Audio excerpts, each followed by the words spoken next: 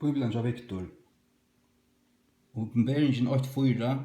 Han skal turska kvart har. Daniel 3:25.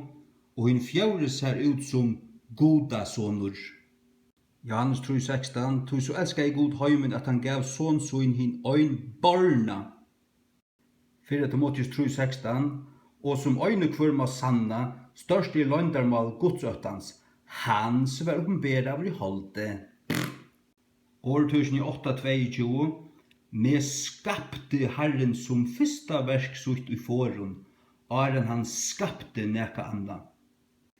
Mika 5:8. Men to Betlehem Efrata, som så lyti hevra tøya til a vera mittlen 1000 juta. Ur ter skal oinganga mer ut, som skal vera høvding i Israels. Upprone hansara i forun, fra forstøyar døvun. Matteus 8:23. Modgen skal vera vi baden og son. Kolossebrev 8:14. Og i hånden har vi endurløysingsna, jøgnum blau hansara manglar, fyrirgeving syndana. Åpenbaringen 21:24. Falkasløyne skulle genge ljós i hansara, ta øyra vera falkasløyne av tøymen som er frelst, skulle genge ljós i hansara. King James Bibelen. Åpenbaringen 21:4. And God shall wipe away all tears from their eyes. Daniel 3:25. And the form of the fourth is like the Son of God. Johannes 3:16. For God so loved the world that he gave his only begotten Son. 4 Timotheus 3:16. And without controversy, great is the mystery of godliness. God was manifest in the flesh. Årtusen i 8:22. The Lord possessed me in the beginning of his way, before his works of old. Mika 5:2. But thou, Bethlehem Ephratah, though thou be little among the thousands of Judah, yet out of thee shall he come forth unto me that is to be ruler in Israel, whose goings forth have been from of old, from everlasting.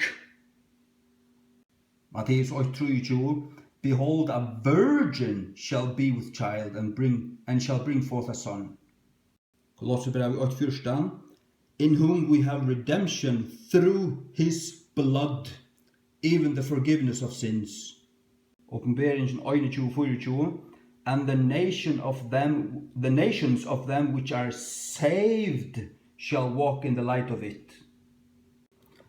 Så hvis vi hittar på at her i King James Bibelen, så det God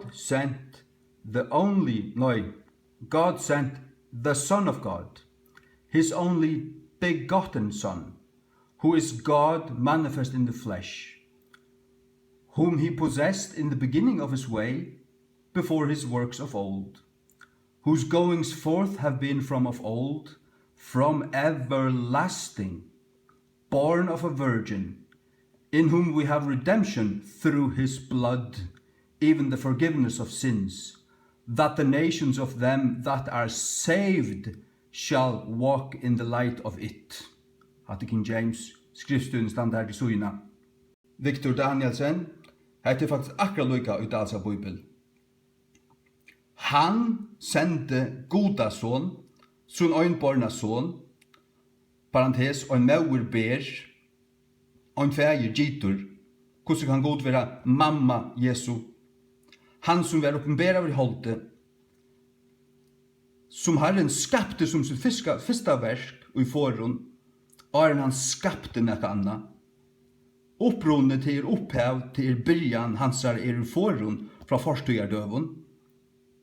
Han født av en modj, og en modj en ung, avgift kvinna.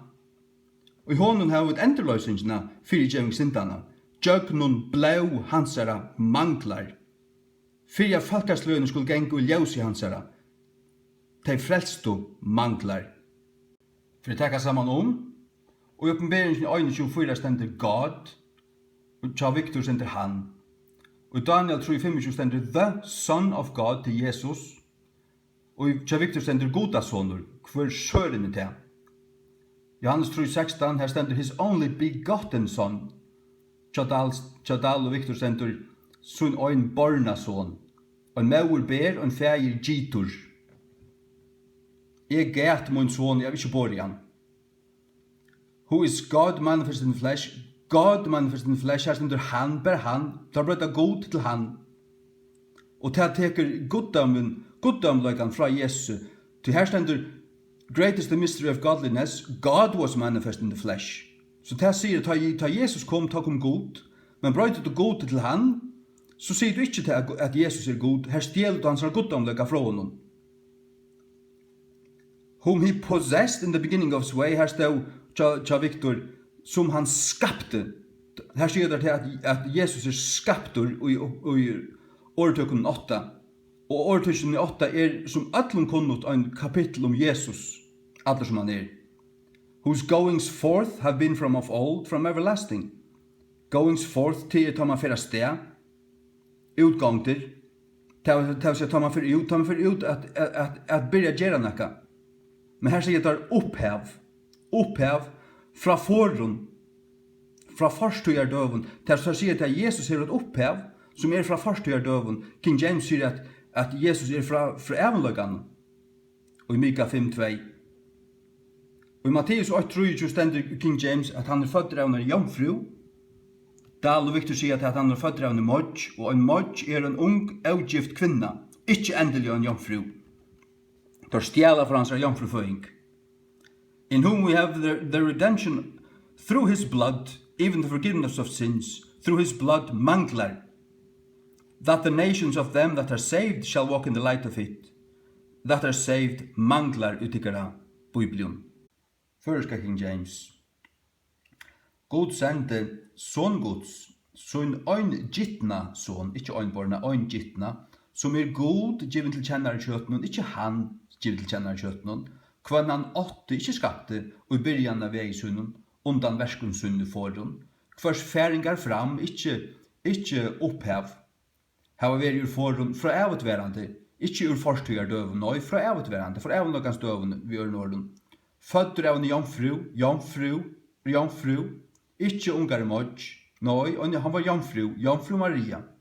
Og i kvar vi tar enderløsning jøgnun blau hansara, at det døyra berast i Bíbliuna, og at det blekkar der vekk.